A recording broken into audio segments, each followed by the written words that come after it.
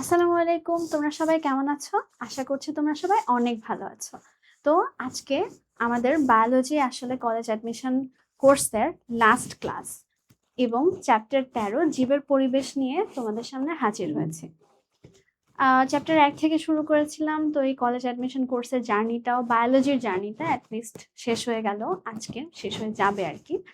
And I hope তোমাদের preparation top notch হয়েছে।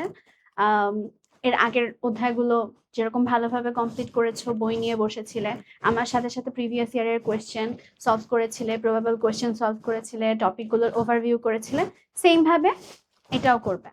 আসলে জীবের পরিবেশ চ্যাপ্টারটা আমাদের টাইমেও ছিল না, লাইক 2022-এ যখন আমি হলিক্রসে অ্যাডমিশন দিই তখন ছিল না। অ্যান্ড তারপর অনেকগুলো টাইমেই হচ্ছে এটা শর্ট সিলেবাস থেকে আউট ছিল, বা এটার থেকে আসলে আমি প্রিভিয়াস ইয়ারের কোয়েশ্চেন তেমন একটা পাইনি। তবে আমার কাছে চ্যাপ্টারটা বেশ গুরুত্বপূর্ণ লেগেছে, যেহেতু এমসিকিউর অনেক কিছু আছে। তো আমি সেভাবেই চেষ্টা করেছি চ্যাপ্টারটা সাজানোর জন্য, অ্যান্ড তোমরা যেন আমার সাথে রিভিউ কমপ্লিট করে ফেলতে পারো, এভাবেই আমি পড়াবো। তো চলো কথা না বাড়িয়ে শুরু করি কলেজ অ্যাডমিশন কোর্সের বায়োলজির লাস্ট ক্লাস। তোমরা যারা আমাকে এখনো চেনো না, আমি আতিয়া রহমান তানহা, বর্তমানে পড়াশোনা করছি Dhaka university genetic engineering and biotechnology ডিপার্টমেন্টে। আমার কলেজ ছিল হলিক্রস কলেজ, এইচএসসি 2024। তো চলো, এই যে মোস্ট ইম্পর্টেন্ট টপিকগুলো আমি সাজিয়েছি, বাস্তুতন্ত্রের উপাদান, এখানে এটাই মোস্ট ইম্পর্টেন্ট। তারপর হচ্ছে খাদ্য শৃঙ্খল, খাদ্য জাল, আর লাস্ট হচ্ছে শক্তি পিরামিড। এরপর দেখো, আমরা বাস্তুতন্ত্রের যদি সংজ্ঞাটা দেখতে চাই, কোনো স্থানের জীব এবং এদের পরিবেশে নিজেদের মধ্যে এবং পরস্পরের মধ্যে যে ক্রিয়া বিক্রিয়ার গতিময় পদ্ধতি বা মিথস্ক্রিয়া, এটাকে হচ্ছে ইকোসিস্টেম বা বাস্তুতন্ত্র বলে। তো এখানে হচ্ছে আমাদের পুরো আমাদের আশেপাশে যেসব পরিবেশে আর কি যা যা আছে, তার সবকিছু মধ্যে যে একটা অন্তঃক্রিয়া, তাকে আমরা বাস্তুতন্ত্র বলছি, সবকিছুকে একসাথে। এখন বাস্তুতন্ত্রের অনেকগুলো উপাদান আছে। মোটা দাগে উপাদানগুলোকে 3 ভাগে ভাগ করা হয়। মোটা দাগে উপাদানগুলোকে 3 ভাগে ভাগ করা হয়। একটা হচ্ছে জড় উপাদান, ভৌত উপাদান এবং জীব উপাদান। জড় উপাদান আবার 2 ভাগে বিভক্ত, জৈব বস্তু এবং অজৈব বস্তু। ভৌত উপাদানের কোনো শ্রেণী বিভাগ নেই। জৈব উপাদান 3 ভাগে বিভক্ত, উৎপাদক, খাদক, বিয়োজক।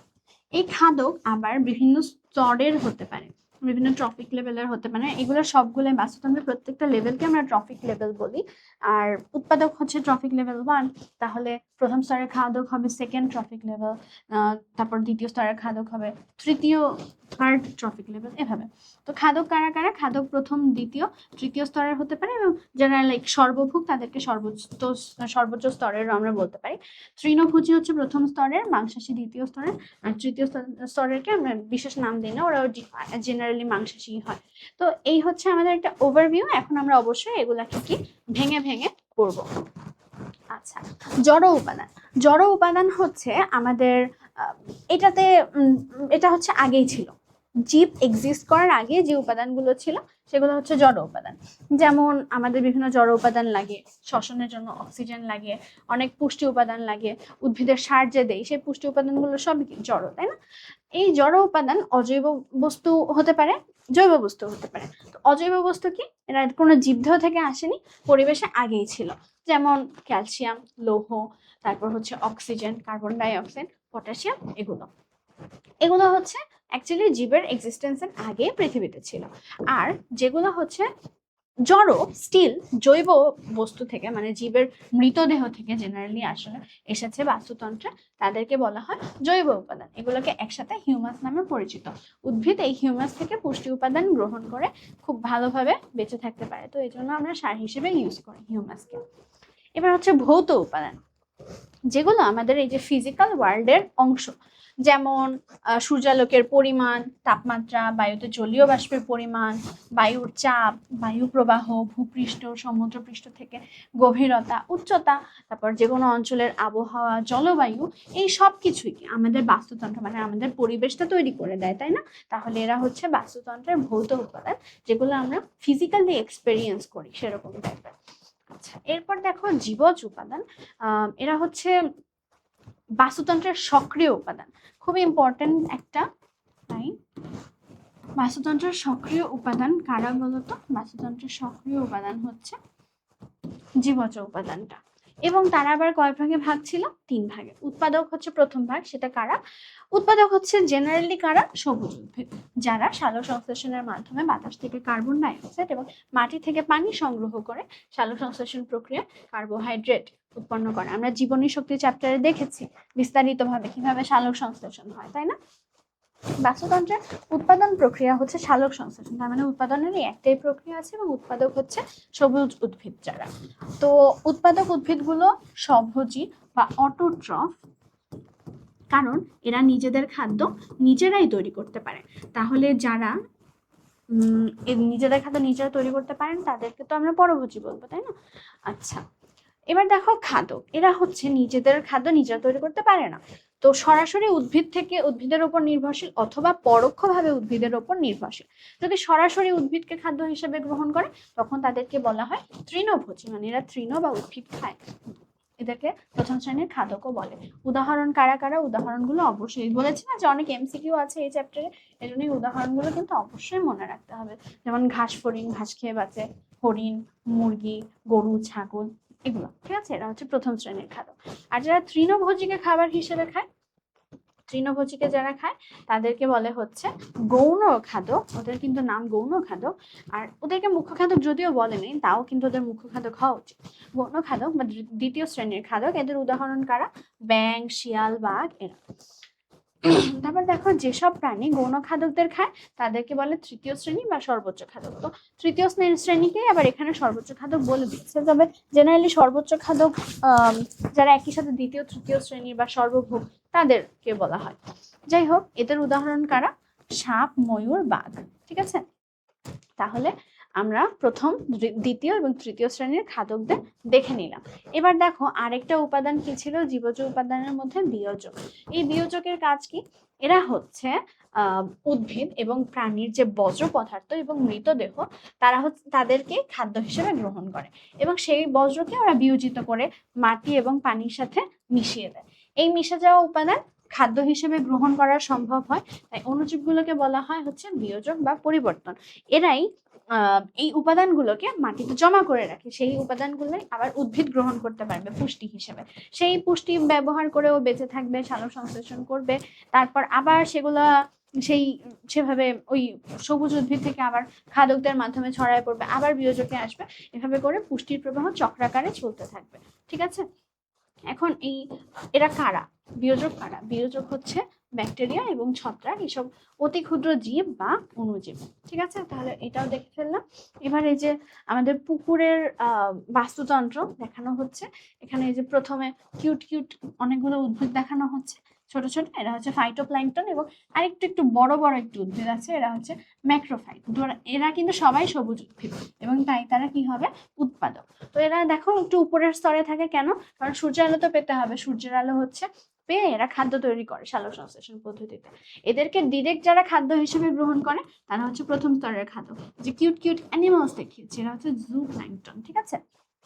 তারপর একটু ছোট ছোট মাছ যারা, তারা জু প্ল্যাঙ্কটনকে খায়, তারা দ্বিতীয় স্তরের খাদ্য, এবং তার থেকেও বড় মাছ এরা হচ্ছে তৃতীয় স্তরের খাদ্য। এবং এই যে মাটির অণুতে বা বিভিন্ন জায়গায় ভেসে ভেসে পানির মধ্যে কি থাকে? বিয়োজকগুলো থাকে, বিভিন্ন অণুজীবগুলো থাকে, আর বিভিন্ন জৈব জড় উপাদান মাটিতে মিশে টিশে থাকে, পানিতে ভেসে ভেসে বেড়ায়, এরাও আছে। তো একটি পুকুরের বাস্তুতন্ত্র হচ্ছে একটা আদর্শ বাস্তুতন্ত্র, যাকে দিয়ে আমরা আর কি সবগুলো স্তর, মানে সবগুলো উপাদান, বাস্তুতন্ত্রের উপাদানগুলোকে বুঝতে পারি। আচ্ছা, পুকুরের বাস্তুতন্ত্রের উৎপাদক তাহলে কারা? উৎপাদক হচ্ছে সালোক সংশ্লেষণকারী বিভিন্ন প্রকার শৈবাল এবং অগভীর পানি। ওরা তো গভীরে থাকতে পারবে না, গভীরে থাকলে তো আর সালোক সংশ্লেষণের জন্য সূর্যালোক পাবে না, তাই না? তো এরা হচ্ছে পানিতে ভাসমান ক্ষুদ্র জীবদের এই প্ল্যাঙ্কটন বলে থাকে, ঠিক আছে? তো এই প্ল্যাঙ্কটনের এটার সংজ্ঞা। উৎপাদক হচ্ছে সালোক সংশ্লেষণকারী বিভিন্ন প্রকার শৈবাল এবং অগভীর পানির উদ্ভিদ, আর পানিতে ভাসমান ক্ষুদ্র যে জীব তাদেরকে প্ল্যাঙ্কটন বলে। তো ফাইটোপ্ল্যাঙ্কটন বা উদ্ভিদ প্ল্যাঙ্কটন, হ্যাঁ, যারা উদ্ভিদের জন্য, মানে উদ্ভিদ এবং প্ল্যাঙ্কটন ক্ষুদ্র ক্ষুদ্র, তাদেরকে ফাইটোপ্ল্যাঙ্কটন বলে।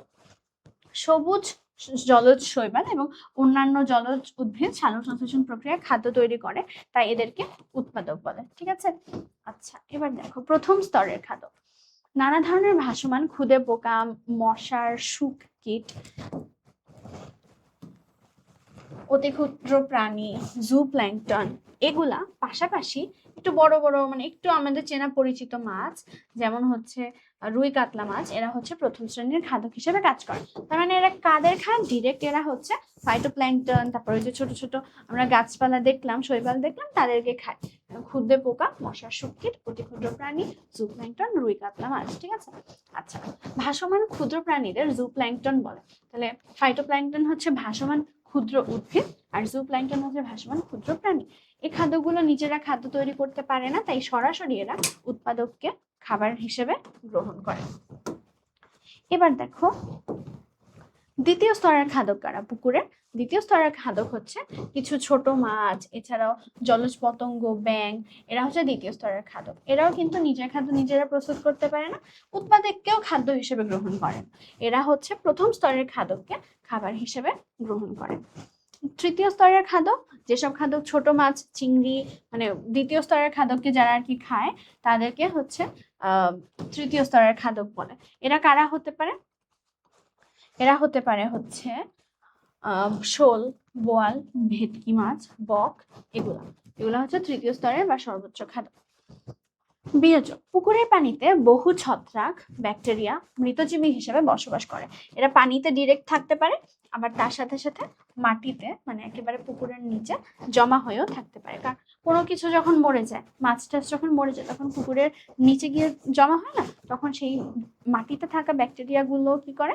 ওগুলোকে পচাতে সাহায্য করে। এদের বিয়োজক বলে। এরা পানিতে ভাসমান বা পানির তলায় কাদার মধ্যেও বসবাস করতে পারে। এরা জীবিত বা মৃত প্রাণীদের আক্রমণ করে এবং পচনে সাহায্য করে। ফলে উৎপাদকের ব্যবহার উপযোগী জৈব এবং অজৈব রাসায়নিক পদার্থ পুনরায় সৃষ্টি হয়। উৎপাদক যেন পুষ্টি হিসেবে গ্রহণ করতে পারে, এজন্য বিভিন্ন জৈব এবং অজৈব উপাদান এরা পুনরায় সৃষ্টি করে। এসব বিয়োজিত উপাদানগুলো আবার পুকুরের উৎপাদক শ্রেণীর জীব ব্যবহার করে। উৎপাদকের জন্য এটা করলাম। যখন খাদ্য শক্তি উৎপাদকদের থেকে শুরু করে বিভিন্ন স্তরের খাদকদের মধ্যে প্রবাহিত হয়, তখন সেই প্রবাহকে খাদ্য শিকল বা খাদ্য শৃঙ্খল বলে। তো খাদ্য শৃঙ্খল কিন্তু খুব ইম্পর্টেন্ট, ঠিক আছে, সংজ্ঞাটাও ইম্পর্টেন্ট। উৎপাদক থেকে শুরু করে বিভিন্ন স্তরের খাদকদের মধ্য দিয়ে তারপর সেই প্রবাহ চলতে থাকবে। এই পুরো প্রবাহটাকেই খাদ্য শৃঙ্খল বা খাদ্য শিকল বলবে। তো দেখো, ঘাস উৎপাদক, তারপর ফড়িং, ঘাস খেয়ে বাঁচে, তো এটা হচ্ছে প্রথম স্তর। তারপর দ্বিতীয় স্তর ব্যাঙ, তৃতীয় স্তর সাপ, এবং সর্বোচ্চ স্তর সাপটা যদি ছোটখাটো হয় এটা গুই সাপ, এটাকে খেয়ে সর্বোচ্চ স্তরের বা তৃতীয় স্তরের হয়ে যাবে। এবার খাদ্য শৃঙ্খল বা খাদ্য শিকল 3 প্রকারের, তাই না? তোমার বইয়ে দেয়া আছে। প্রথম টাইপ কি ছিল বলতো? শিকারজীবী খাদ্য শৃঙ্খল বা খাদ্য শিকল। যে খাদ্য শিকলের প্রথম স্তরের খাদকটা আকারে সবচেয়ে ছোট থাকে, তারপর পর্যায়ক্রমে এদের আকার হচ্ছে বাড়তে থাকবে। তো আর এদের মধ্যে বৈশিষ্ট্য কি? এরা হচ্ছে শিকার করে করে এই খাদ্য শৃঙ্খলটা টিকিয়ে রেখেছে। তার মানে এর আগের স্তরের খাদককে শিকার করে আগে, তারপর হচ্ছে আবার নিজে আবার শিকার হয় পরের স্তরের দ্বারা। এভাবে করে করে চলতে থাকে। যেমন আগের যে উদাহরণটা ছিল ওটাই কি একটা শিকারজীবী খাদ্য শৃঙ্খলের উদাহরণ। এবার হতে পারে পরজীবী খাদ্য শিকল। পরজীবী উদ্ভিদ এবং প্রাণী অধিকাংশ ক্ষেত্রে এদের নিজেদের আকারের চেয়ে বড় আকারের পোষক দেহ থেকে খাদ্য সংগ্রহ করে। মানে হচ্ছে যে পরজীবী হিসেবেই থাকে, তখন হচ্ছে পরজীবীর বডি থেকে, মানে পরজীবী যখন নিজের জন্য পুষ্টি উপাদান তৈরি করে, তখন সেখান থেকে এই পরজীবীরা নিয়ে নেয়। যেমন হতে পারে দেখো, মানুষ, মশা, ডেঙ্গু ভাইরাস। এখন মানুষকে মশায় কামড়েছে, সেই কামড়ের কারণে মানুষের রক্ত গিয়েছে, সেই রক্ত আবার ডেঙ্গু ভাইরাস হচ্ছে পেয়েছে। তো এভাবে করে পুষ্টি আর কি চলতে থাকতে পারে। ঠিক আছে, এটা কিন্তু আমরা ইচ্ছাকৃত, আমরা কি বলেছি এই আমার রক্ত নিয়ে নাও, এমন তো কিছু বলিনি, ওরা নিজেরা হচ্ছে জোর করে নিয়েছে টাইপের। হ্যাঁ, তো এই জন্য আমরা এটাকে পরজীবী খাদ্য শিকল বলতে পারি। মৃতজীবী, এটা শুরু হবে কি থেকে?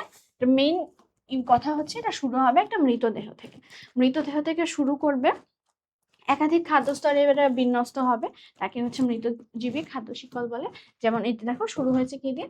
মৃতদেহ, তারপর সেখান থেকে ছত্রাক তারা মৃতদেহটা বিয়োজিত হয়েছে, এবং তারপর সেখান থেকে কেঁচো হচ্ছে গ্রহণ করেছে। বুঝতে পারছো? আচ্ছা, এখন বলো, আমাদের শুধুমাত্র শিকারজীবী যে খাদ্য শিকলটা না, ওটা হচ্ছে তোমার চক্রাকারে চলতে থাকবে, মানে আবার ঘুরে ফিরে আসবে, মানে বিয়োজকের মাধ্যমে আবার চলতে থাকবে আর কি। কিন্তু মৃতজীবী আর পরজীবী খাদ্য শিকল কিন্তু অসম্পূর্ণ। কিন্তু খুব ইম্পর্টেন্ট একটা এমসিকিউ। ওকে। আচ্ছা, বাস্তুতন্ত্রের এবার খাদ্যজাল। বাস্তুতন্ত্রের খাদ্য শিকলে একই খাদক বিভিন্ন স্তরে স্থান পেতে পারে। কয়েকটি খাদ্য শিকল একত্রিত হয়ে একটা জালের মতো তৈরি করে, এটাকে খাদ্য জাল বলে। মানে মেইন কথা কি, অনেকগুলো কয়েকটি খাদ্য শিকল, খাদ্য শৃঙ্খল মিলে একটা জালের মতো তৈরি করবে। এই জালের মতো তৈরি করলে এটাকে বলে হচ্ছে খাদ্য জাল। বুঝতে পেরেছো? আচ্ছা, এবার দেখো আমাদের খাদ্য জালটা হচ্ছে আমাদের এখানে আমাদের কয়েকটা খাদ্য শৃঙ্খল আছে। বলতো এখানে কয়টা খাদ্য শৃঙ্খল আছে? এরকম কিন্তু প্রশ্ন হতে পারে। এরকম একটা খাদ্য জাল দিয়ে দিবে, তারপর বলবে এখানে কয়টা খাদ্য শৃঙ্খল আছে। আমি এখানে দেখতে পাচ্ছি মনে হয় 5টার মতো আছে। শৈবাল, ছোট মাছ, বাজ পাখি 1, শৈবাল, জুপ্ল্যাঙ্কটন, ছোট মাছ, বাজ পাখি 2, শৈবাল, জুপ্ল্যাঙ্কটন, বড় মাছ, বাজ পাখি 3, শৈবাল, ছোট মাছ, বড় মাছ, বাজ পাখি 4, শৈবাল, জুপ্ল্যাঙ্কটন, ছোট মাছ, বড় মাছ, বাজ পাখি 5। দেখেছো? আই থিঙ্ক এই 5টাই আছে। এখানে মোট 5টি খাদ্য শিকল পাওয়া যায়, যেগুলো আর কি এখানে লিখে দেওয়া হয়েছে। তো তোমাদের এইটাই যা, এটা তো বইয়ের উদাহরণ, তো তোমাদের আসতে পারে বানিয়ে একটা, তাই না? তো তোমার এভাবে করে সবগুলো কম্বিনেশনে ফার্স্ট থেকে লাস্টে যেতে হবে। এভাবে করলেই তুমি হচ্ছে সবগুলো খাদ্য শিকল পেয়ে যাবে। খাদ্য শিকল বা খাদ্য শৃঙ্খল, এখানে হচ্ছে একটা প্রবাহ চিত্র দেখানো হয়েছে। পুষ্টিদ্রব্য প্রবাহ এবং শক্তি প্রবাহের একটা সংক্ষিপ্ত চিত্র দেখিয়েছে। সূর্য থেকে প্রথমে জড় উপাদানের মধ্যে শক্তি আসছে, মানে ওই যে রাসায়নিক শক্তি হিসেবে খাবারে জমা হচ্ছে না সেটা, তারপর সেটা আর কি শ্বসনে আবার শক্তি ক্ষয় ইউজ হচ্ছে, এবং সেটা আবার বিয়োজকের কাছেও যাচ্ছে, বিয়োজক থেকে আবার উৎপাদকে আসছে। সবকিছু এই জড় উপাদান, ভৌত উপাদান, মাংসাশী, এগুলো সবকিছু মানে মাংসাশী এটা খাদ্যকের কথা বলছে, সবাই কি বিয়োজক দ্বারা বিয়োজিত হবে না, সেইভাবে আবার উৎপাদকের কাছেই ফিরে আসছে। তো এই হচ্ছে মোট কথা, একটা সংক্ষিপ্তভাবে একটা প্রবাহ চিত্র দেখানো হলো।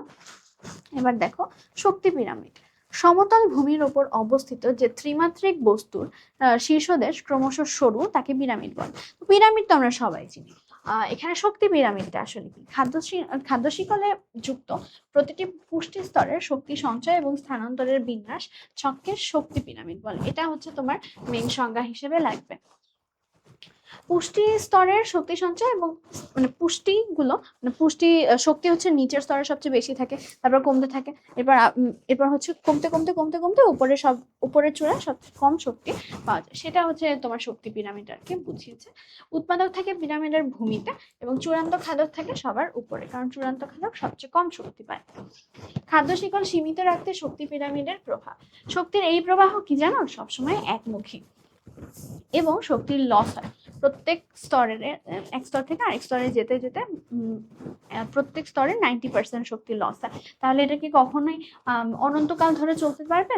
না, পারবে না, কারণ শক্তি তো লসই হয়ে যাবে। এই শক্তি প্রবাহকে কখনো বিপরীতমুখী করা যাবে না। প্রত্যেকটি ধাপে 90% শক্তি কমে যায়। শক্তির এক ক্রমবর্ধমান ক্ষয় খাদ্য শিকলের আকারকে 4 বা 5 ধাপের মধ্যে সীমাবদ্ধ রাখে। এখন তুমি চিন্তা করো, আমাদের উৎপাদক থেকে প্রথম স্তরের খাদ্য যখন খেয়েছে, তখন অল্প পরিমাণ খাবার খেলেই বেশি শক্তি পেয়ে যাচ্ছে। তারপরের স্তর আরো বেশি খাওয়া লাগছে সেম অ্যামাউন্ট অফ শক্তি পেতে, তারপরের স্তর আরো বেশি। এভাবে যদি স্তর সংখ্যা বাড়তে থাকে, তার মানে কি অনেক বেশি পরিমাণ খাবার খেতে হবে শক্তি বেশি পরিমাণ পাওয়ার জন্য, মানে এনাফ পরিমাণ পাওয়ার জন্য। সেটা এই যে কতগুলো স্তর হতে পারবে সেটাই লিমিট করে এই শক্তি পিরামিডে। একেবারে শক্তি যদি শূন্যের কোঠায় নেমে আসে তাহলে তো খেয়ে লাভ নেই, তাই না? খাদ্য শিকল যত দীর্ঘ হবে, ঊর্ধ্বতম ট্রফিক লেভেলে শক্তির পরিমাণ কি ততই কমতে থাকবে এবং এক পর্যায়ে এসে আর কোনো শক্তি অবশিষ্ট থাকবে না। এজন্যই এটাকে লিমিটিং বলছে আর কি।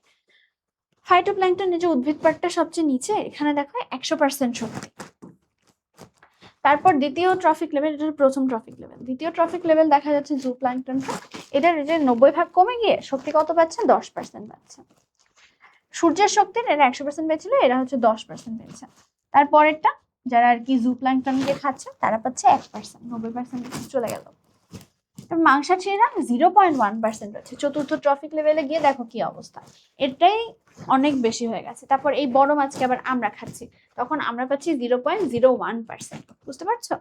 এই জন্য ছোট মাছ খেলে কি শক্তি বেশি পাওয়া যায়, আর বড় মাছ খেলে আরো কম। ওকে, তাহলে বাবা মারা কেন ছোট মাছ খেতে বলে, বুঝতে যাচ্ছে?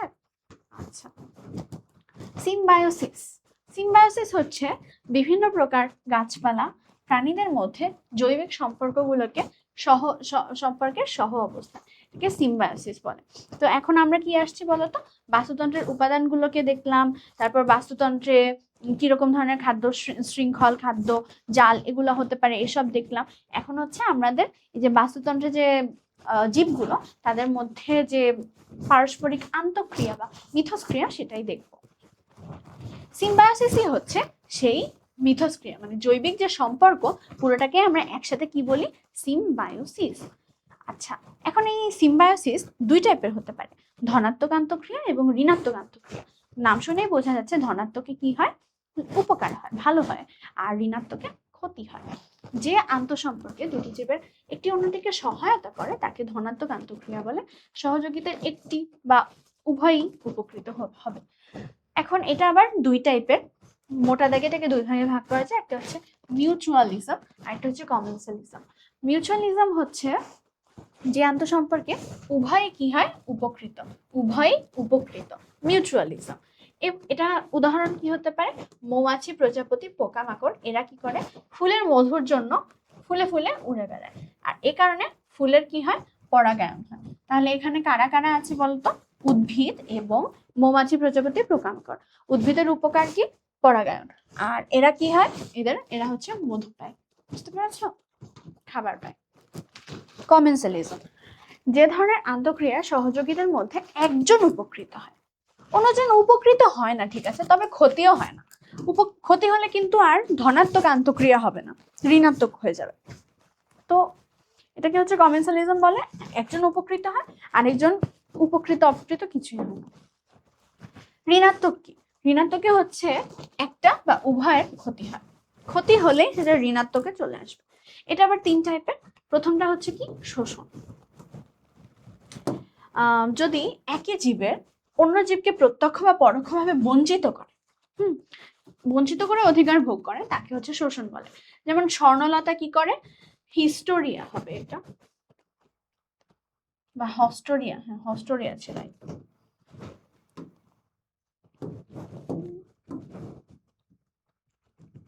হস্টোরিয়া, হ্যাঁ হস্টোরিয়া হচ্ছে নামক একটা চোষক অঙ্গের মাধ্যমে, হস্টোরিয়া নামক চোষক অঙ্গের মাধ্যমে আশ্রয়দাতা উদ্ভিদ থেকে খাবার সংগ্রহ করে।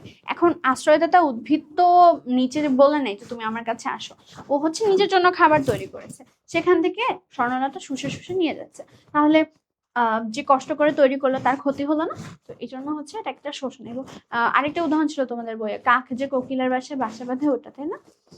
আচ্ছা, এবার দেখো পরেরটা হচ্ছে প্রতিযোগিতা।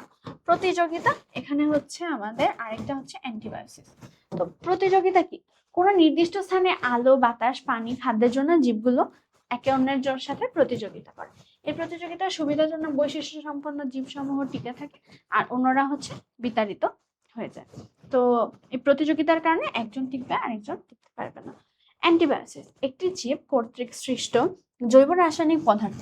এখানে হচ্ছে দেখো জৈব রাসায়নিক পদার্থটা সৃষ্টি করতে হবে, এটা হচ্ছে মেইন কথা। অন্য জীবের বৃদ্ধি বিকাশে আংশিক বা সম্পূর্ণরূপে বাধাপ্রাপ্ত করে তখন তাদের এবং মৃত্যু ঘটায়, তখন তাদেরকে অ্যান্টিবায়োটিক বলে। এটার উদাহরণ কি ছিল তোমাদের বইয়ে, পেনিসিলিনের কথা ছিল, পেনিসিলিনের কথা ছিল। পেনিসিলিন হচ্ছে দুই যে ছত্রাক পেনিসিলিন, ওখান থেকে হচ্ছে তোমার আলেকজান্ডার ফ্লেমিং একটা বাটিতে ওনার ব্যাকটেরিয়া ছিল, ছত্রাক জন্মানোর পরে দেখা গেছে যে ব্যাকটেরিয়ার গ্রোথ স্টপ হয়ে গেছে, ওই জায়গাটা আর জন্মাতে পারছে না, তার মানে এটা ব্যাকটেরিয়ার কোনো একটা ক্ষতি করছে, যার কারণে ও আর বংশ বিস্তার করতে পারছে না। বুঝতে পেরেছ? আচ্ছা, দেখো খুবই সহজ, খুবই ছোট একটা চ্যাপ্টার ছিল, আমি আরো ছোট করে বুঝিয়ে দিয়েছি, কারণ এগুলোই মেইনলি মোস্ট ইম্পর্টেন্ট টপিকগুলো। এরপর হচ্ছে আমরা প্রবাবল কোয়েশ্চেনের মধ্যে আরো কিছু কিছু জিনিস জানতে পারবো, এখানে এগুলাই মেইন ছিল, এবং তার সাথে সাথে প্রবাবল কোয়েশ্চেন এখন সলভ করব। বলেছি না যে এখানে প্রিভিয়াস ইয়ারের কোয়েশ্চেন পাওয়া যায়নি, এন্ড হচ্ছে যে প্রিভিয়াস ইয়ারে আসেও নি এখান থেকে, তবে এটা হতে পারে মেইন কারণ যে আগে এটা সিলেবাসে ছিল না, এন্ড শর্টে যখন ছিল না তখন তো আসতে পারবে না, আর এছাড়া যখন ছিল তখন তো আরো অনেকগুলো চ্যাপ্টার ছিল, তাই না? তো এখন তো আবার তোমাদের শর্টও আছে এবং শর্টের মধ্যে এইটাও আছে, তাহলে কিন্তু এটা কোনোভাবে বাদ দেওয়া যাবে না, তাই না? তোমাদের জন্য এখন যা যা আছে সবগুলাই ইম্পর্টেন্ট, এই জন্যই আমি প্রবাবল কোয়েশ্চেনের মাধ্যমে তোমাদের কি টাইপের কোয়েশ্চেন আসতে পারে সে সম্পর্কে ধারণা দিয়ে দিচ্ছি, কোনো সমস্যা নেই। চ্যাপ্টার আই গেস তোমরা বুঝতে পেরেছো, আর তোমাদের তো অলরেডি পড়া আছে। এখন চলো আমরা কি করব, প্রবাবল কোয়েশ্চেন সলভ করব। তো কি তোমরা তো জানোই আমার আগে আগে উত্তর দিতে হবে, তাই না? তো তাহলে চলো এখন শুরু করছি।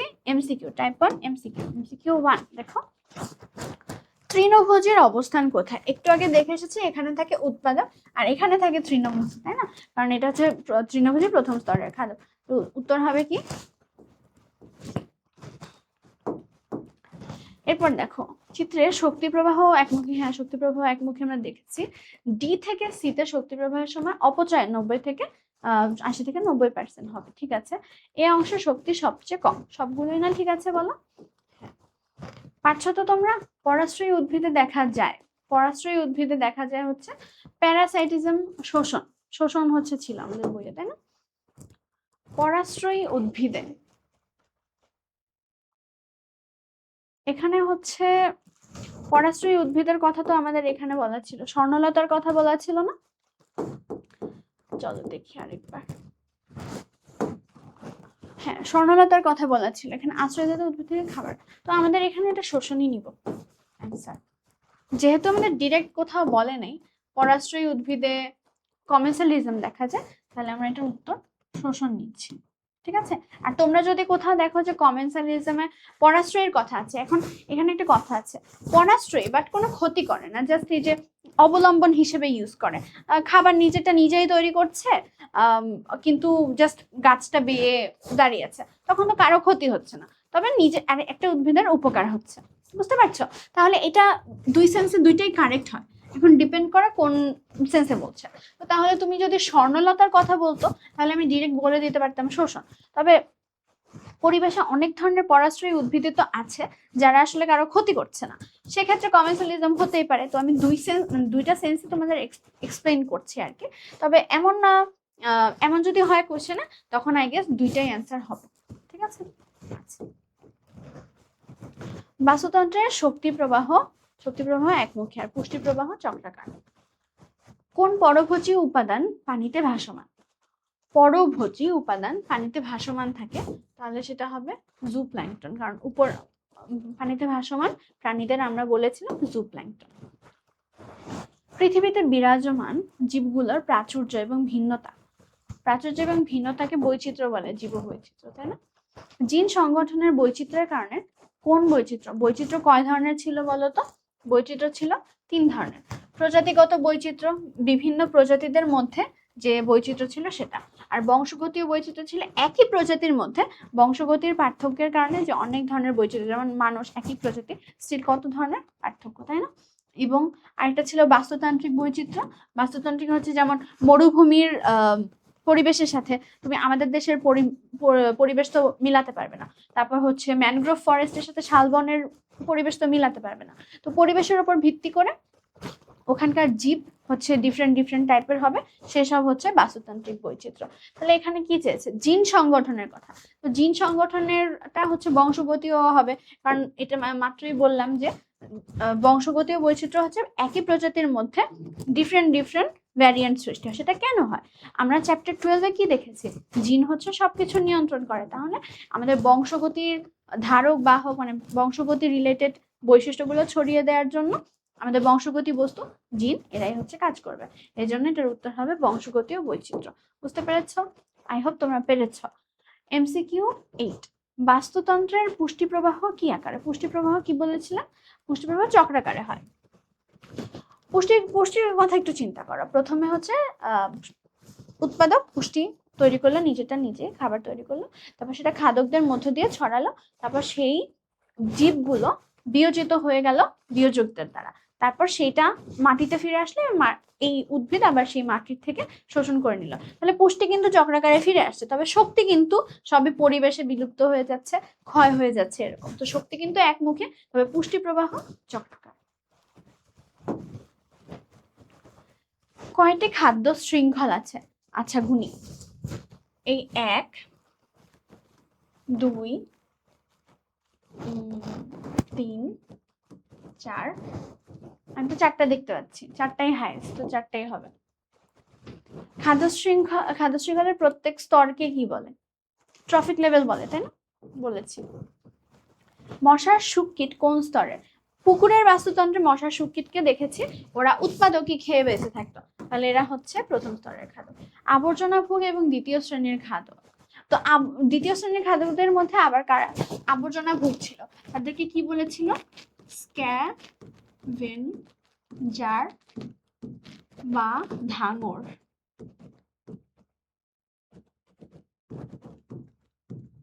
এরা কারা ছিল? ধাঙর কারা ছিল? এখানে উদাহরণ হিসেবে আছে হচ্ছে এই যে শিয়াল, শিয়ালের কথা আছে। দ্বিতীয় শ্রেণীর যেহেতু বলেছে শিয়াল হবে, ঠিক আছে। পুকুরের বাস্তুতন্ত্রের জীবজ উপাদান, ব্যাকটেরিয়া, বড় মাছ। জীবজ উপাদান, বড় মাছ, শাপলা, এরা তো সবাই তো জীবন্ত, তাহলে সবগুলোই হবে। খাদ্য শিকলের প্রতিটি ধাপে শতকরা শক্তি কমে আসে হচ্ছে 90 থেকে 80 থেকে 90। একটি জীব কর্তৃক সৃষ্ট জৈব রাসায়নিক পদার্থের কারণে অন্য জীবের বৃদ্ধি বিকাশ এরা যদি বাধাপ্রাপ্ত হয়, তাহলে আমরা একটু আগে দেখেছি এটা হবে অ্যান্টিবায়োসিস। আসিফ একদিন বাড়ির সামনের মাঠের ঘাসের উপর বসেছিল। সে ব্যাং, ফড়িং, খরগোশ, আকাশে বাজ পাখি এগুলো দেখেছে। প্রথম স্তরের খাদ্য কারা? প্রথম স্তর, তার মানে হচ্ছে উৎপাদকদের খায়। উৎপাদকদের খায় হচ্ছে তোমার ফড়িং খায় আর খরগোশ খায়, ব্যাং তো হচ্ছে খায় না, তার মানে 2 আর 3 হবে। আচ্ছা, একটি বড় আম গাছে কুমড়া গাছ জড়িয়ে আছে, এটা কিসের উদাহরণ? এটা তো তোমার ওই যে বললাম না পরাশ্রয়ী উদ্ভিদ যারা, কি বলতো কোনো ক্ষতি করছে না, তখন সেটা কমেন্সালিজম হয় না? কমেন্সালিজম হয়। কয়েকজন কিশোর একটি বড় আকৃতির ব্যাঙের পায়ে রশি বেঁধে খেলা করছিল। রহিম মিয়া ব্যাঙটি উদ্ধার করে ধান খেতে ছেড়ে দিচ্ছে। ব্যাঙের ওজন ছিল 250 গ্রাম। উক্ত খেতে 2 দিনে কি পরিমাণ পোকা খাবে? আচ্ছা, ব্যাঙ নিজের ওজনের সমপরিমাণ খাবার খায়, পোকা খায়, তাই না?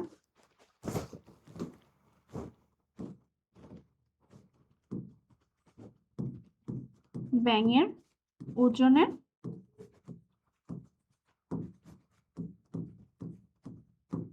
সমপরিমাণ, তাহলে ওর ওজন কত? ওর ওজন হচ্ছে 250 গ্রাম। এখন ব্যাঙের ওজনের সমপরিমাণ খাবার ও খায় হচ্ছে পার ডে ও হচ্ছে ও ব্যাঙের ওজনের নিজের ওজনের সমপরিমাণ খাবার খায়, তাহলে 2 দিনে কতটুকু খাবে? 2 দিনে 500 গ্রাম খাবে, তাই না? আচ্ছা, এরপর একটা, রহিমের উক্ত ভূমিকার ফলে ক্ষেত্রটিতে কীটনাশকের ব্যবহার হ্রাস পাবে। হ্যাঁ, পোকামাকড় খেয়ে ফেলছে। উৎপাদন বৃদ্ধি পাবে, আগাছার পরিমাণ, আগাছা তো ও তো আর গাছপালা খাবে না, তাহলে এটা তো আর হবে না, 1 আর 2 হবে। বাস্তুতন্ত্রের উৎপাদক স্তরে মোট শক্তি হচ্ছে 25,000 কিলোক্যাল। লিন্ডম্যানের 10% নীতি অনুযায়ী দ্বিতীয় স্তরে কতটুকু যাবে? প্রথম স্তরে কতটুকু যাবে? 10% যাবে, তার মানে 2500। প্রথম স্তরে 2500, ফার্স্ট স্তরে 2500, তাহলে দ্বিতীয় স্তরে কতটুকু হবে বলতো? সেকেন্ড স্তরে তাহলে এটাকে আরো 10 দিয়ে ভাগ করো, 250 হবে না বলো?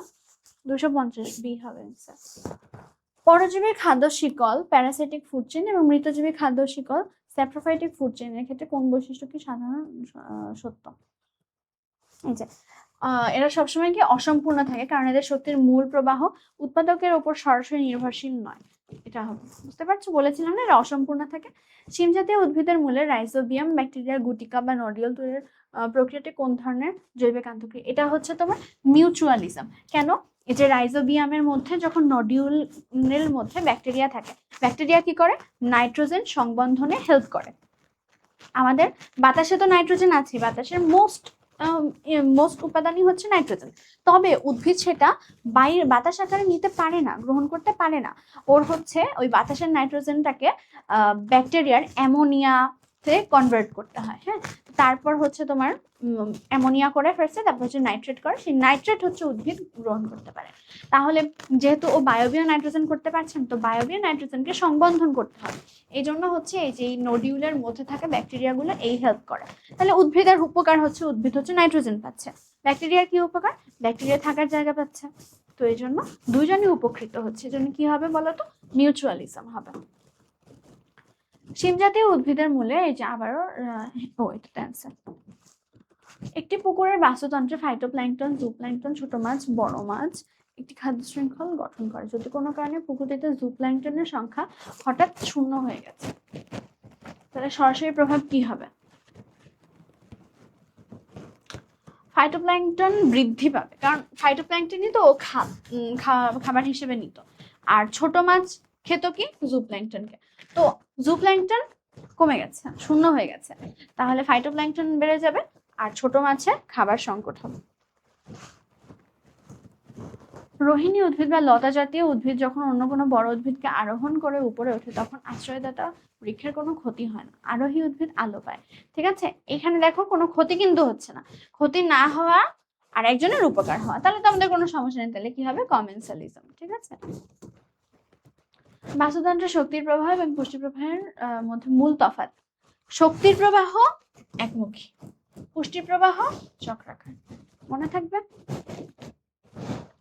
পুষ্টির চক্রাকারের প্রবাহ কোন উপাদানের অনুপস্থিতিতে পুষ্টি উপাদানগুলো পরিবেশে পুনরায় ফিরে আসতে পারবে না। যদি বিয়োজক না থাকে তাহলে তো আর পুনরায় ফিরে আসতে পারবে না, তাই না? মানে বিয়োজক হবে। এমসিকিউ 27 দেখো, একটি বাস্তুতন্ত্রে খাদ্য শৃঙ্খল এবং খাদ্য জালের মধ্যে প্রধান গাঠনিক পার্থক্য কোনটি? খাদ্য শৃঙ্খল সহজ সম্পর্কিত,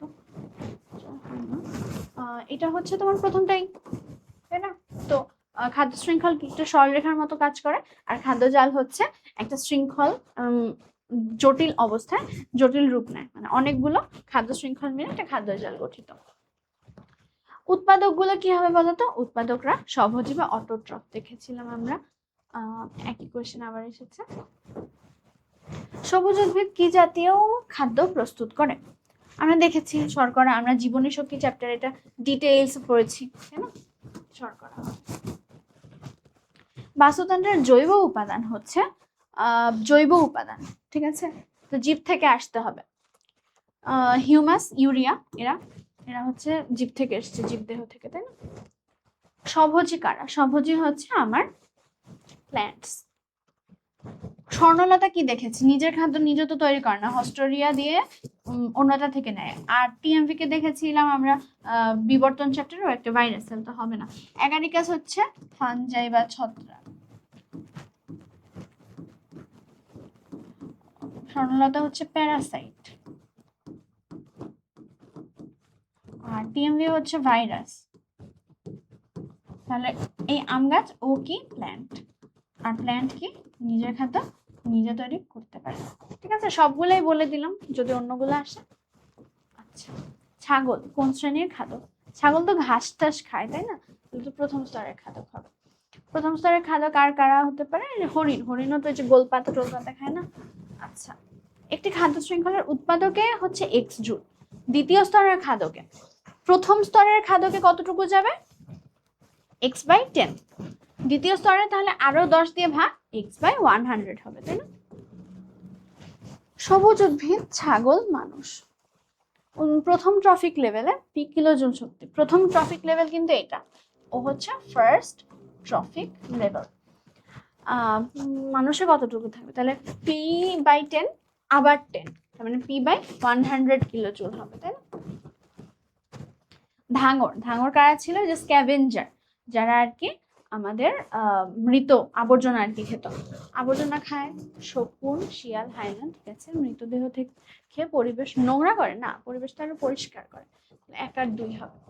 জীববৈচিত্র্য কি? একই প্রজাতির সদস্যদের মধ্যে বৈচিত্র্য থাকে না, থাকে তো। প্রাচুর্য ভিন্নতা 3 ভাগে ভাগ করে, 2 আর 3 হবে, প্রথমটা তো ভুল আছে। এমসিকিউ 39, রাইজোবিয়াম ব্যাকটেরিয়া শিম জাতীয় উদ্ভিদের শিকড়ে অবস্থান করে, বায়বীয় নাইট্রোজেনকে সংবন্ধন করে, উদ্ভিদের প্রজনন কাজে সাহায্য করে। প্রজননে কোনো হেল্প তো করে না, তো 1 আর 2 হবে। পরিবেশের জীব উপাদানগুলো প্রধানত কত প্রকার? জীব উপাদানকে আমরা দেখেছিলাম ও 3 প্রকারের ছিল, উৎপাদক, খাদক, বিয়োজক, তাই না? বাস্তুতন্ত্রের ভৌত উপাদান কোনটি? ভৌত উপাদান বলেছিলাম যে এদের ফিজিক্যালি আমরা এক্সপেরিয়েন্স করতে পারি, দেখো তো কোনটা? বায়ুর চাপ হবে না? বাস্তুতন্ত্রে উদ্ভিদকে কি বলা হয়? উদ্ভিদ হচ্ছে আমাদের উৎপাদক। সবুজ উদ্ভিদ সালোক সংশ্লেষণের সর্বোচ্চ কত ভাগ সূর্যের শক্তি প্রাথমিকভাবে মজুত করে? এটা কিন্তু একটা ইম্পর্টেন্ট এমসিকিউ, এটা 2% বইয়ে দেওয়া ছিল।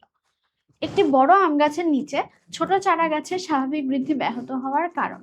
ওই যে সংগ্রাম করছে আর কি, আলোর জন্য সংগ্রাম করা লাগবে, বাতাসের জন্য কি করা লাগবে, নিচে পানির জন্য সংগ্রাম, বাতাসের জন্য, বাতাস তো আই গেস ছোটটাও পাবে, তবে পানির জন্য তো হবে, যেহেতু যে ওর মূল, বড় উদ্ভিদের মূল তো শক্ত তাই না, আর ছোটটা একটা নরম, তো ছোটটা তো আর ডিপেও যেতে পারবে না, বড় উদ্ভিদের মূল ডিপে গিয়ে পানি নিয়ে আসতে পারবে, তখন ছোট উদ্ভিদ পানির সংকটে পড়বে। আর আলো যে উপরে যদি ছেয়ে রাখে তখন তো আর আলো পাবে না, তো 1 আর 3 হবে, বাতাস তো আর আসতে সমস্যা হচ্ছে না। পানিতে ভাসমান ক্ষুদ্র প্রাণী হচ্ছে জুপ্ল্যাঙ্কটন। ব্যাং কোন শ্রেণীর খাদক? ব্যাং হচ্ছে ঘাস তো খায় না, ও হচ্ছে ফড়িং টরিং খায়, তাহলে 2য় শ্রেণীর খাদক। খাদ্য শিকল আমরা দেখেছি 3 প্রকার, কি কি বলতো?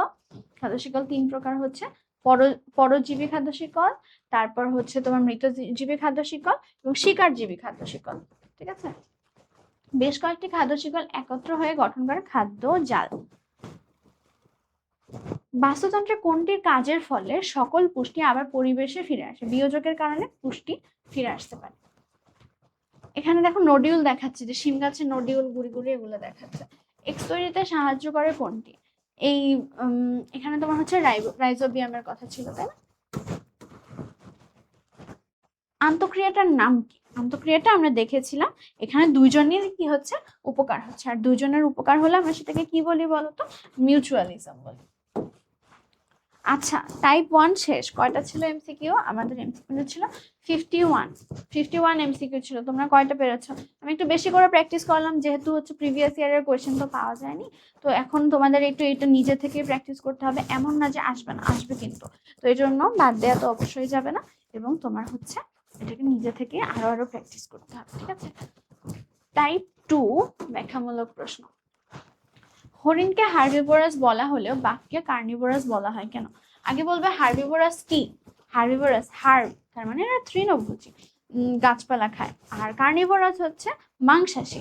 তো এখন বলো, হরিণ যেহেতু তৃণ খায়, মানে হচ্ছে ও হচ্ছে উদ্ভিদ খেয়ে বাঁচে, তো এই জন্য এটা হার্বিভোরাস, আর বাঘ মাংস খায়, এই জন্য মাংসাশী। এগুলোই বলেছে যে সরাসরি উদ্ভিদ থেকে খাদ্য গ্রহণ করে, তাই হচ্ছে তৃণভোজী, এরা হচ্ছে হরিণ, প্রথম শ্রেণীর খাদ্য। আর অন্যদিকে বাঘ হচ্ছে মাংসাশী, কারণ হচ্ছে ও 3য় শ্রেণীর এবং সর্বোচ্চ খাদক, ও 2য় শ্রেণীর বা প্রথম শ্রেণীর খাদকদেরকে খেয়ে খেয়ে বাঁচে, এই জন্য হচ্ছে মাংসাশী বা কার্নিভোরাস। বোঝা গেল? শক্তির প্রবাহের কারণে খাদ্য শিকল সীমিত কেন? এটা কিন্তু খুব ভালো করে এক্সপ্লেন করা হয়েছিল, যে যেহেতু প্রত্যেক শক্তি পিরামিডের প্রত্যেক ধাপে নিচ থেকে উপরে যাওয়ার জন্য শক্তি অপচয় হয়, কত পার্সেন্ট? 80 থেকে 90%। তাহলে নিচের ধাপের থেকে উপরের ধাপে মাত্র 10% শক্তি যেতে পারে। এভাবে করলে লিমিট হয়ে যায় না শক্তি? কারণ এত উপরে গিয়ে কি হবে, যে তুমি শক্তি পাচ্ছ না, এন্ড সেম অ্যামাউন্টের শক্তি পাওয়ার জন্য তোমার অনেক পরিমাণ খাওয়া দাওয়া করা লাগছে, তখন এই জন্যই সেটাকে লিমিট করে করে রাখা হয়। প্রাণীগুলো চেষ্টা করে যত কম ধাপে আছে সেখান থেকে খাবার খেতে লাগে, যেমন আমরা তো সব কিছু খাই, তো আমাদের ঘাসও আমরা খাওয়ার চেষ্টা করি, ঘাস না মানে ঘাস জাতীয় উদ্ভিদ জাতীয় জিনিসপত্র আর কি, শাক টাইপের। তো এগুলাই হচ্ছে মেইন কথা। এখন ওই যে 3য় শ্রেণীর খাদক পর্যন্ত সীমাবদ্ধ কেন? 4র্থ, 5ম, 7ম, 10ম পর্যন্ত হলে সমস্যা কি? সমস্যা হলো ওই যে আমাদের খাবারের থেকে শক্তিই আমরা পাবো না। প্রতি ধাপের 90% তাপ হিসেবে হারায় অব্যবহৃত হয়, এই জন্য নির্দিষ্ট পরিমাণে সীমাবদ্ধ থাকে। এই যে ক্রমবর্ধমান শক্তির ক্ষয় পরবর্তী স্তরে পৌঁছানোর শক্তি কমিয়ে দেয়, তাই যে দ্রুত কমে গিয়ে নিঃশেষিত হয়ে যাবে শক্তি, তাই সীমাবদ্ধ রাখতে হবে, 4-5 স্তরের বেশি আর কি আমরা আগাতে পারবো না। ঠিক আছে, খাদ্যজাল কি ব্যাখ্যা করো? আগে তো সংজ্ঞা দিবে। খাদ্যজাল হলো একাধিক খাদ্য শৃঙ্খল মিলে গঠিত একটা জটিল গঠন, যেখানে একটা জালের মতো গঠন করবে, একাধিক প্রাণী বিভিন্ন স্তরের খাদ্য গ্রহণ করে। উদাহরণ হিসেবে পুকুরের খাদ্য জালটি দেওয়া যায়। শৈবাল, জুওপ্ল্যাঙ্কটন, ছোট মাছ, বড় মাছ, বাজ পাখি খাদ্য শিকলের মধ্যে চলে আসে। একটা উদাহরণ দিয়ে দেখাবে এবং ফার্স্টে সংজ্ঞা দিয়েছো, তারপর একটা উদাহরণ দিবা, তারপর এনাফ। এখানে তুমি একটু বলতে পারো যে প্রথমে হচ্ছে উৎপাদক থাকে, তারপর খাদক থাকে, তারপর বিয়োজক থাকে, এভাবে করে বলতে পারো। পরজীবী খাদ্য শিকল এবং মৃতজীবী খাদ্য শিকলের মধ্যে পার্থক্য, এটা একটা ইম্পর্টেন্ট কোয়েশ্চেন। এভাবে করে তোমরা শিকারজীবীদের সাথেও পার্থক্য হচ্ছে করে ফেলতে পারো, ঠিক আছে, করে রাখলাম, তাতে একটু on top of your head থাকলে তোমার এক্সাম হলে এত ভাবা লাগবে না, তখন তুমি ইজিলি অ্যান্সার করে ফেলতে পারবে। পরজীবী, পরজীবী হচ্ছে তোমার এটা পরজীবী উদ্ভিদ বা প্রাণী নিজের চেয়ে বড় কোষ দেহ থেকে খাদ্য গ্রহণ করে। আর মৃতজীবী খাদ্য শিকল শুরুই হয় কি থেকে? মৃতদেহ থেকে। পরজীবী খাদ্য শিকল শুরু হয় কোষ দিয়ে, আর এটা শুরু হয় মৃতদেহ থেকে। আর এটা এখানে ছিল ও যাকে আশ্রয় করে বাঁচে পরজীবী উদ্ভিদ বা প্রাণী, তার থেকে নেয়, আর মৃতদেহ থেকে পুষ্টি নেয়। উদাহরণ দিয়ে দিয়েছে এখানে হচ্ছে মশা, উদাহরণ মশা ডেঙ্গু ভাইরাস দিয়েছে, এটা হচ্ছে মৃতদেহ, যেটা আমি উদাহরণটা করিয়েছি। পুকুরের বাস্তুতন্ত্রে জড় উপাদানগুলোর ভূমিকা কি কি? জড় উপাদান ছাড়া তো কোনো কিছুই বাঁচা সম্ভব না, তাই না? তাহলে আমাদের এই উপাদানের ভূমিকাগুলো একটু ভালো করে বলতে হবে। জড় উপাদানগুলোর মধ্যে আছে কারা কারা সেটা আগে বলবে। পানি, অবশ্যই পুকুরের বাস্তুতন্ত্রে তো পানি থাকবেই। সূর্যালোক, carbon die oxide, oxygen, calcium, phosphorus, কাদা, এইসব এই উপাদানগুলো বাস্তুতন্ত্রের ভারসাম্য রক্ষায় গুরুত্বপূর্ণ ভূমিকা রাখে। সূর্যালোক ছাড়া সালোক সংশ্লেষণ হবে না, পানি ছাড়াও আমরা কোনো জীবই বাঁচতে পারবে না। তারপর হচ্ছে কার্বন ডাই অক্সাইড, এই গ্যাসটাও হচ্ছে তোমার সালোক সংশ্লেষণে হেল্প করছে। কাদা থেকে উদ্ভিদ হচ্ছে প্রয়োজনীয় খনিজ পেয়ে থাকছে, এগুলো বলবো। বাস্তুতন্ত্রের শক্তি প্রবাহ একমুখী কেন? ওই যে আগের কথায়, এখানে আমাদের শক্তিগুলো হারিয়ে যায়। মেন কথা হচ্ছে যে বিপরীতমুখী করা যায় না, প্রত্যেক ধাপে শক্তি কমে যায়। এই ক্ষয়ের কারণে চারপাশের মধ্যে সীমাবদ্ধ থাকে, আর ঊর্ধ্বতম ট্রফিক লেভেলে শক্তির পরিমাণ তত কমতে থাকে, এক পর্যায়ে এসে শক্তি অবশিষ্ট থাকে না, তাই শক্তি প্রবাহ হয়ে যায় একমুখী, শক্তি হারায়। মেইন কথা বলবে যে প্রত্যেক লেভেলে শক্তি হারায় বা শক্তি অপচয় হয়, শক্তি পরিবেশে চলে যায়, সবগুলো একই কথা, ঠিক আছে? সবগুলো হচ্ছে একই কথা, যে কোনো একটা বললেই এনাফ। খাদ্য শিকল যত দীর্ঘ হবে ঊর্ধ্বতম ট্রফিক লেভেলে শক্তির পরিমাণ ততই কমতে থাকবে। কেন? ব্যাখ্যা করো। ওই সেম কথা, প্রত্যেক ধাপে অপচয় হয়, এগুলো নিয়েই বলবে, শেষ। উদ্ভিদ এবং পোকামাকড়ের মধ্যে কি ধরনের মিথস্ক্রিয়া হয়? ওই যেটা আমরা দেখলাম না, মিউচুয়ালিজম হয়। মিউচুয়ালিজম কিভাবে হয়? উদ্ভিদের পরাগায়নে হেল্প হয়, আর পোকামাকড়গুলো নিজেদের খাবার পায়। তাহলে অ্যান্সার হবে মিউচুয়ালিজম, এন্ড তারপর সেটাকে তুমি এক্সপ্লেইন করবে কিভাবে, কার উপকার হচ্ছে, কার উপকার কোনটা, ঠিক আছে? যে মিউচুয়ালিজম, পরাগায়ন এবং মধু আহরণের মাধ্যমে এরা হচ্ছে খাবার লাভ করে, আর এই যে বীজগুলো ছড়িয়ে পড়ে সেগুলোর কথাও বলবে, ঠিক আছে? ধনাত্মক এবং ঋণাত্মক আন্তঃক্রিয়ার মধ্যে 3টা পার্থক্য লিখতে বলেছে। আচ্ছা, এটা একটা ইম্পর্টেন্ট কোশ্চেন।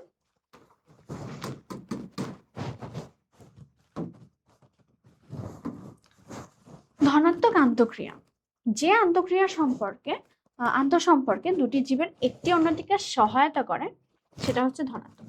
আর এখানে একজন বা উভয় ক্ষতিগ্রস্ত হয় তখন সেটা ঋণাত্মক। ধনাত্মক আন্তঃক্রিয়া 2 ভাগে আর ঋণাত্মক 3 ভাগে বিভক্ত। শিম জাতীয় একটা উদাহরণ, শিম জাতীয় উদ্ভিদের নোডিউলে রাইজোবিয়াম থাকে, এই রাইজোবিয়াম হেল্প করে। আর স্বর্ণলতার পোষক উদ্ভিদ, স্বর্ণলতা হচ্ছে পোষক উদ্ভিদের খাবার টাবার শুষে নিয়ে যায়, ঠিক আছে? তো একটা উদাহরণ ছিল, আর 2টা মেনলি পার্থক্য ছিল। যদি আরো তুমি কিছু বানাতে পারো তুমি বানিয়ে লিখতে পারো, এটা একটা এক্সাম্পল কোয়েশ্চেন হিসেবে অ্যান্সার হিসেবে দেয়া হয়েছে, মোটে এটা স্ট্যান্ডার্ড কিছু না, তুমি নিজে আবার বানিয়ে লিখতে পারো, কোনো সমস্যা নেই। অ্যান্টিবায়োসিসের জীবজগতে গুরুত্ব কি? অ্যান্টিবায়োসিসের গুরুত্ব আছে অনেক বেশি। এই অ্যান্টিবায়োটিক যে ওষুধগুলো যে আমরা খাই না, অ্যান্টিবায়োটিক ওষুধগুলো, এগুলো কিন্তু মেইনলি অন্য ব্যাকটেরিয়া, অন্য প্রাণী, এগুলা থেকে হচ্ছে ওরা যে ধরনের সাবস্টেন্স হচ্ছে রিলিজ করে, যেগুলো দিয়ে ব্যাকটেরিয়া মরে যায়, সেগুলো থেকেই কিন্তু তৈরি হচ্ছে, ঠিক আছে?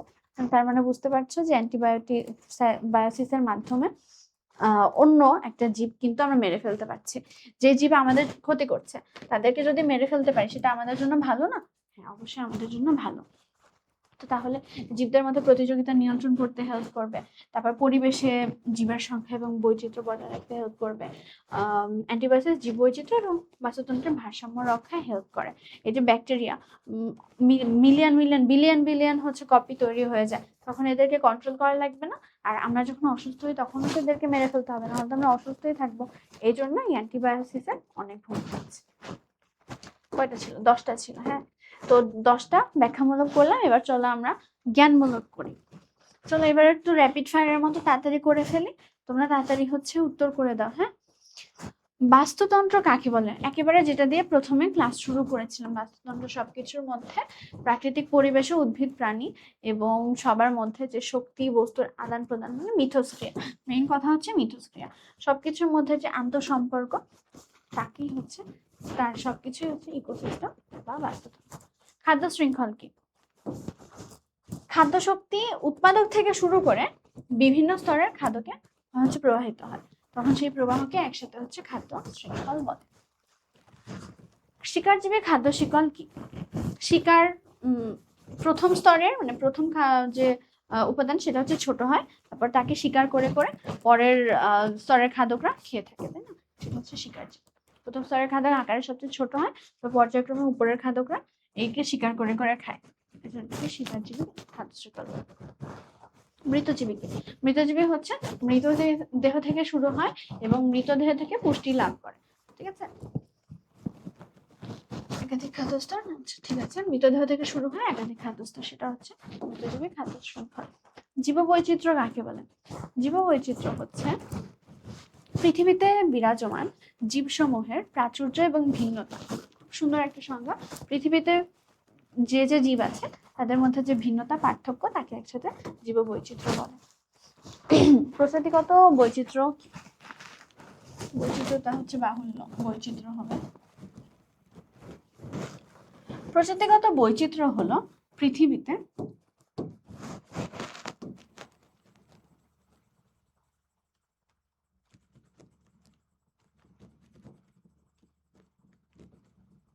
প্রজাতিগত বৈচিত্র্য হলো যখন পৃথিবীতে বিরাজমান জীবগুলোর মোট প্রজাতির সংখ্যা, তার মানে হচ্ছে এই অনেকগুলো প্রজাতি আছে না, সেই অনেকগুলো প্রজাতি থাকার কারণে এক এক প্রজাতি আরেকটা প্রজাতি থেকে ভিন্ন, সেটাই হচ্ছে প্রজাতিগত বিভিন্নতা। তুমি এভাবে বলতে পারো, এটা না লিখে, ভিন্ন প্রজাতির মধ্যে যে বৈচিত্র্য, একাধিক প্রজাতির মধ্যে যে বৈচিত্র্য, তাকে প্রজাতিগত বৈচিত্র্য বলে। মিউচুয়ালিজম কি? মিউচুয়ালিজম হলো এক ধরনের ধনাত্মক আন্তঃক্রিয়া যেখানে উভয় জীবই উপকৃত হয়, ঠিক আছে? ধনাত্মক আন্তঃক্রিয়া বলে দিতে পারো। সিম্বায়োসিস কাকে বলে? সিম্বায়োসিস হচ্ছে সব ধরনের সম্পর্ক, গাছপালা প্রাণীদের মধ্যে বিদ্যমান সব ধরনের জৈবিক সম্পর্ককে একসাথে হচ্ছে সিম্বায়োসিস বলা হয়। কমেন্সালিজম কি? কমেন্সালিজম হচ্ছে এক ধরনের ধনাত্মক আন্তঃক্রিয়া, তবে এখানে একটা জীব উপকৃত হবে, আরেকটা জীবের উপকারও হবে না, ক্ষতিও হবে না। অ্যান্টিবায়োসিস কাকে বলে? অ্যান্টিবায়োসিস হচ্ছে কি, ওই যে একটা জীব একটা জৈব রাসায়নিক পদার্থ সৃষ্টি করবে, যার কারণে অপর জীবের বৃদ্ধি এবং বিকাশ আংশিক বা সম্পূর্ণভাবে বাধাগ্রস্ত হবে, মৃত্যু হতে পারে, তখন তাকে অ্যান্টিবায়োসিস বলে। মিথস্ক্রিয়া কি? মিথস্ক্রিয়া হচ্ছে প্রাকৃতিক পরিবেশে উদ্ভিদ প্রাণী এবং উভয় প্রকার জীব এবং জড় পদার্থের মধ্যে শক্তি বস্তু এগুলার আদান প্রদান, মানে লিটারালি হচ্ছে প্রাকৃতিক পরিবেশে উদ্ভিদ প্রাণী এবং উভয় প্রকার জীব জড় পদার্থের মধ্যে সম্পর্ক, আন্তঃসম্পর্ক এই ওয়ার্ডটা ইউজ করতে পারো।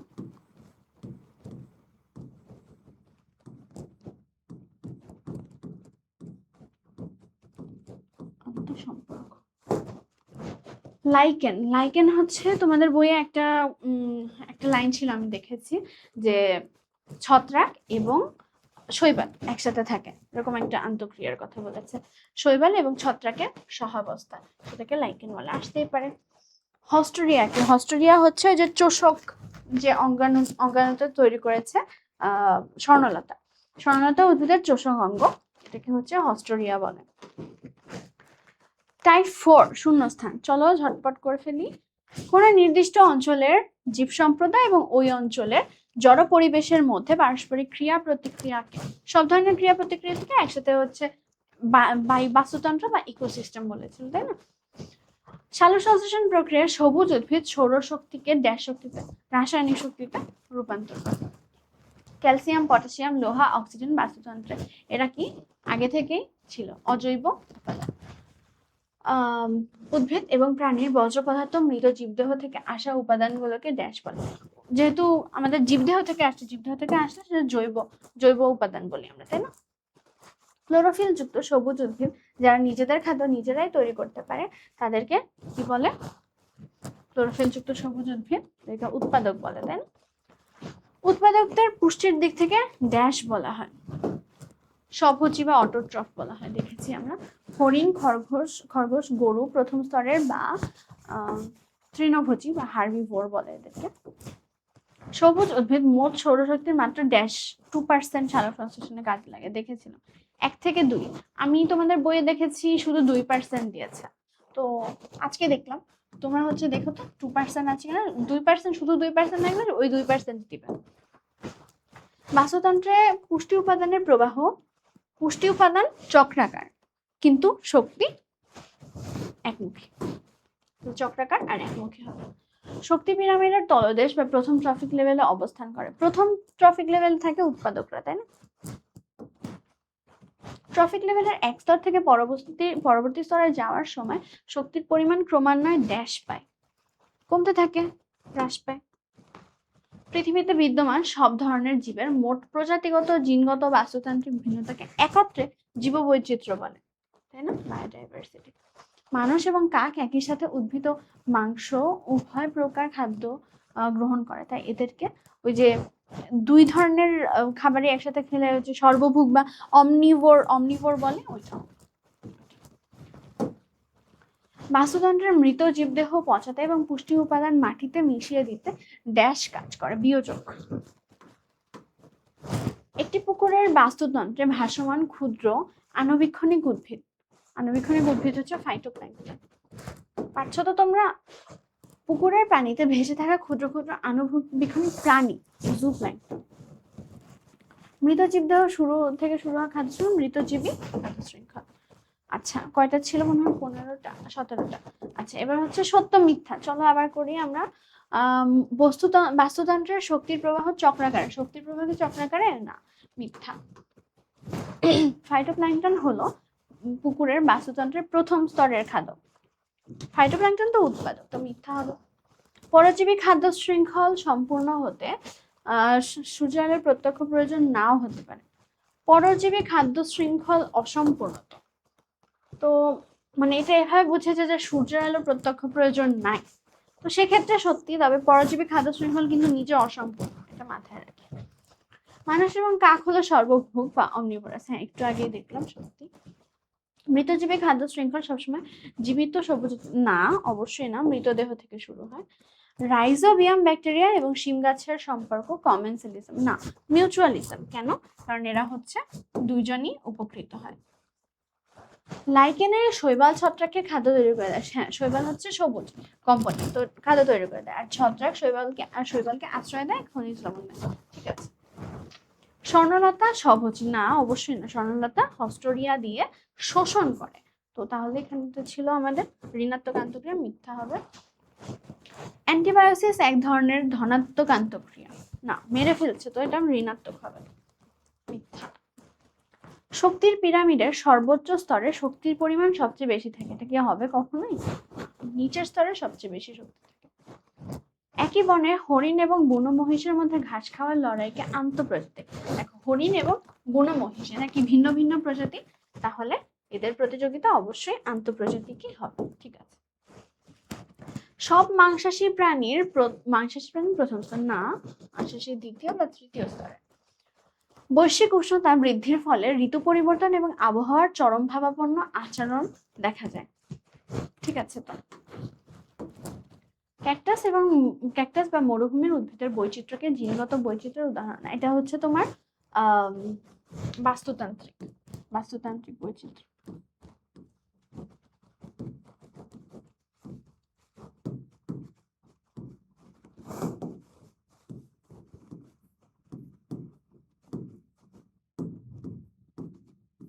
বাস্তুতান্ত্রিক হবে।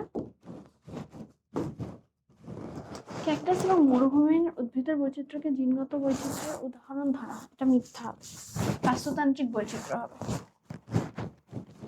চিল এবং শকুনের স্ক্যাভেঞ্জার বা আবর্জনাভোজী প্রাণী বলা হয়। হ্যাঁ, এটা তো ঠিক ছিল না। আচ্ছা, তাহলে এটা দেখো ম্যাচিং টেবিল।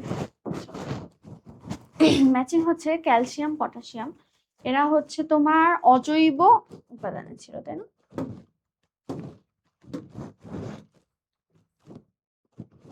হিউমাস, ইউরিয়া, এরা হচ্ছে জৈব। ক্লোরোফিল যুক্ত সবুজ উদ্ভিদ উৎপাদক। হরিণ এবং খরগোশ প্রথম স্তরের খাদ্য। ব্যাকটেরিয়া এবং ছত্রাক বিয়োজক। ঠিক আছে, বোঝা গেল? অ্যান্সার ছিল পরেরটা। মিউচুয়ালিজমের উদাহরণ এই যে নাইট্রোজেন সংবন্ধন, মানে ওই যে রাইজোবিয়ামের কথা যে আমরা বললাম ওইটা। কমেন্সালিজম এক পক্ষ উপকৃত, অপর পক্ষ অপ্রভাবিত।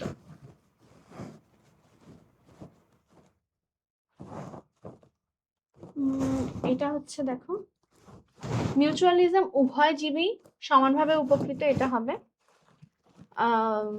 কমেন্সালিজম এক পক্ষ উপকৃত, অপর পক্ষ অপ্রভাবিত। লাইকেন শৈবাল এবং ছত্রাকের সহাবস্থান। রাইজোবিয়াম এবং শিম গাছ নাইট্রোজেন সংবন্ধন। অর্কিড এবং বড় গাছ পরাশ্রয়ী উদ্ভিদের আশ্রয় লাভ। এটা হচ্ছে উল্টাটাও তো হয়। আমি যদি রাইজোবিয়াম দেখি,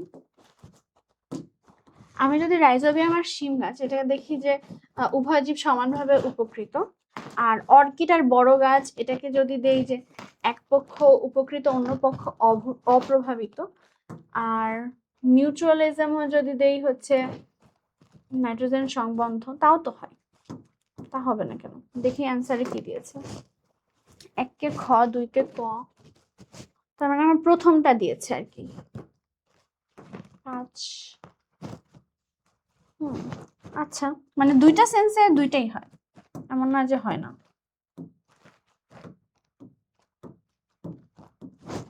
ঠিক আছে, এটাই হলো। তারপরে ওকে, তারপর হচ্ছে আমাদের ফ্লো চার্ট। দেখি ফ্লো চার্ট হিসেবে কি আছে। পুকুরের বাস্তুতন্ত্রের শক্তির প্রবাহ দেখাতে বলেছে। সবার আগে কি দিয়ে শুরু হবে বলো? সূর্য যেহেতু আছে তাহলে আর কোনো কথা নেই, সূর্য 1। 2 কে প্রথমে ফাইটোপ্ল্যাঙ্কটন খাবার তৈরি করে, 2। জু প্ল্যাঙ্কটন হবে এরপর। আর কি দেওয়া আছে? শোল মাছ, বোয়াল মাছ। শোল মাছই তো মনে হয় সবচেয়ে ছোট, তাই না? বোয়ালের থেকে ছোট না? আই থিঙ্ক ছোট, বোয়াল মনে হয় বড়, আই গেস। তাহলে এটাই, ছোটটাকে আগে তারপর বড়। কার্বন চক্রের মৌলিক ধাপ। কার্বন চক্র বায়ুমণ্ডলের কার্বন ডাই অক্সাইড, তো বায়ুমণ্ডলের দিয়ে শুরু, তারপর সেটা কে নিল? উদ্ভিদ সালোক সংশ্লেষণের মাধ্যমে নিল, সেটা প্রাণীর দেহে গেল, তারপর সেটা জীবের শ্বসন এবং দহন প্রক্রিয়ায় ইউজ হলো, এটা হয়ে গেল। ঠিক আছে, তারপর মানে আবার চক্রাকারে ফিরিয়ে এনেছে, এটাকে আবার দিয়েছে। দেখো, এটা তোমার জন্য দরকার নেই, তুমি চাইলে এইভাবে করে দেখাতে পারো, এটার থেকে আবার এটা চলে আসে, এটা হয়। রিয়েল লাইফ প্রবলেম, চলো দেখি। মানুষ যখন রাগ, হিংসা, নেতিবাচক মনোভাব দিয়ে তার চারপাশে, এগুলো হলিক্রসে আসার মতো প্রশ্ন, জানো, অ্যাকচুয়ালি আসতে পারে বিকজ সিস্টার শিখা। যাই হোক, মানুষ যখন রাগ, হিংসা, নেতিবাচক মনোভাব দিয়ে তার চারপাশে মানুষের মানসিক শান্তি এবং স্বাভাবিক বিকাশ স্তব্ধ করে দেয়, এই মানবীয় আচরণটিকে অণুজীবের কোন ক্ষতিকর প্রক্রিয়ার সাথে তুলনা করা হয়? এটা হচ্ছে অ্যান্টিবায়োসিস, মানে তোমার ইমোশনস দিয়ে তুমি অন্য কারো ক্ষতি করছো, তুমি জৈব রাসায়নিক একটা উপাদান তৈরি করে অন্যের ক্ষতি করছে, সেরকম টাইপের বোঝাচ্ছে। অ্যান্টিবায়োসিসের কথা বলছে। সমাজ থেকে যদি ঝাড়ুদার, পরিচ্ছন্নতা কর্মী ময়লা আবর্জনা পরিষ্কার করার মানুষদের বাদ দেওয়া হয়, আমাদের চারপাশের অবস্থা খারাপ হয়ে যায়। কোন উপাদানের অভাবে এটা হবে? এটা হচ্ছে যে যারা দুইটা হতে পারে, আবর্জনা যারা খায়, স্ক্যাভেঞ্জার, এদের কারণেও হতে পারে, আর হতে পারে কাদের জন্য, যদি বিয়োজক ওরা যদি না পচে তাহলে তো কিছু পচবে না, তখন অনেক গন্ধ সৃষ্টি হবে, মানে সবকিছু পুষ্টি তো যাবেই না মাটিতে, সাথে সাথে হচ্ছে পরিবেশেরও অবস্থা খারাপ হবে, সেটার কথা বুঝেছি। আচ্ছা, তাহলে এই পর্যন্ত ছিল আজকের ক্লাস। ছোট হয়েছে না, ছোট হওয়ারই কথা, কারণ প্রিভিয়াস ইয়ারের কোয়েশ্চেনই তো ছিল না। তাও আমি অনেকগুলা কোয়েশ্চেন সলভ করেছি, এন্ড তোমাদের কাছে নিশ্চয়ই গাইড টাইড আছে, ওগুলা থেকে তোমরা আরো সলভ করবে।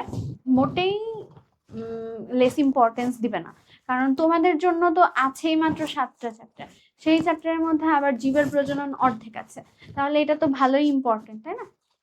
তাহলে অবশ্যই এটাও সেম গুরুত্ব দিয়েই পড়বে, অ্যান্ড আরো আরো প্র্যাকটিস করবে। আই হোপ তোমাদের কনসেপ্টগুলো ওভারভিউ হয়েছে, অ্যান্ড অনেকগুলো প্র্যাকটিস করেছো, সাথে সাথে আজকের প্রবাবল কোয়েশ্চেনগুলো অনেকগুলোই ছিল। ভালো কথা, এখন আমাদের যেহেতু বায়োলজি ক্লাসগুলো সব শেষ, তাই না?